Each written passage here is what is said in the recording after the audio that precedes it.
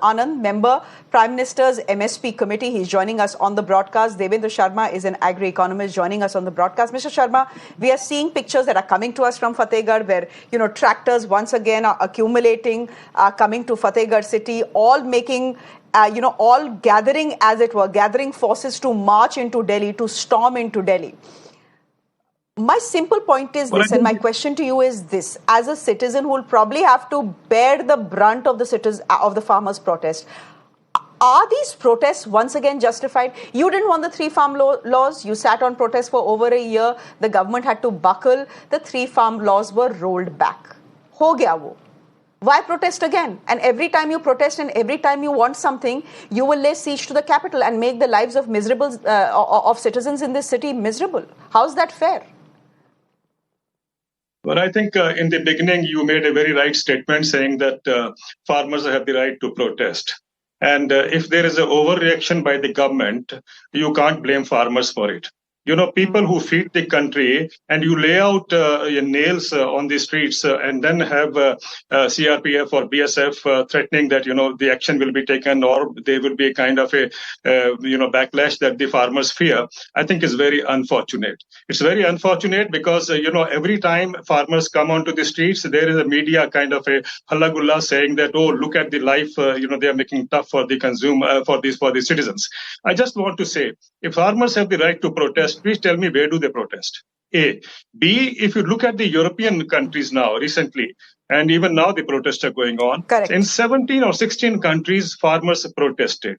And they protested in a manner that Berlin was blocked, Paris was seized, the European Commission had lots of problems facing those farmers, and yet the presidents of France and Germany have said farmers have the right to protest. They have their grievances. We would like to listen. Now, that should be the spirit. I don't know why we are panicking. Why are we treating these farmers as anti-nationals? They are not coming from Pakistan or from China. They are our Indian citizens, 50% of the country, and you don't want to listen to them? I think media also has to learn. Media can't be, of course, if the government has to learn to negotiate better, if the farmers also have to learn to, negotiate with the government, I think media also has to learn to, rather than say, blame farmers for everything.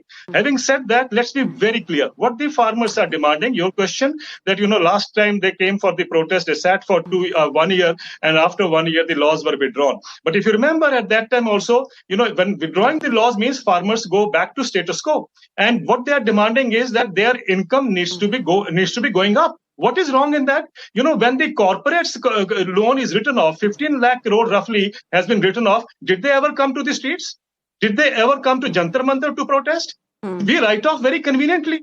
When we write off the willful defaulters 3.5 lakh crore, we didn't face the farmer or the willful defaulters to come to the streets. Why is it that the farmers have to come to the streets? Why can't the government take action just like they do it for the corporates? Why this discrimination is a question that we need to ask. Farmers are not coming. See, let me make it clear. Okay, I heard you. Don't have a sadistic pleasure. Farmers don't get a sadistic pleasure by protesting. Farmers have a genuine concern. Please come and address that issue. What is wrong in that? I mean, government should have negotiated this better this time, as you rightly said.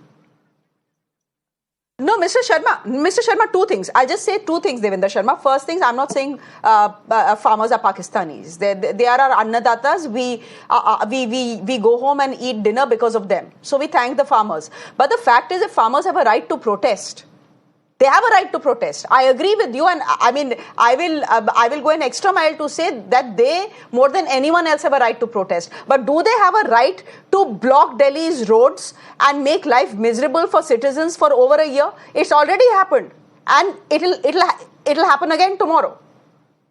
Citizens of the national capital, even we have a right to get to work and right to get back home without being stuck in traffic for 4 hours every day. Mr. Devendra Sharma, I completely agree with you. अगर rights farmers के हैं तो rights citizens के भी हैं. मैंने मान लिया आपकी बात. I completely agree with you. Citizens have a right. There's no problem with that. The point I'm trying to make is Europe में क्या हुआ? Why didn't citizens, come up to that level that, the farmers were to be driven back? No. They, in fact, welcomed it. European citizens welcomed it because they know farmers are in distress. Indian citizens also need to understand that farmers are in distress. But Europe has not seen a situation where farmers have already protested for a year. No, why do you throw these kinds of fortification? Europe has not seen protests by farmers for a year. We have. Yes, ma'am, we remember that. And Anyhow, let me also tell I think you made some. No, please let me tell you that at that particular time, the government had said we will come up with a committee report on the legalization for MSP that the farmers have been demanding. It hasn't happened. For MSP, 2 years we have been sitting on it. Corporate ke liye to nahi baithte, corporate to fat ho jata hai. Why is it only there's a discrimination with the farmers? Is a question that I want to ask.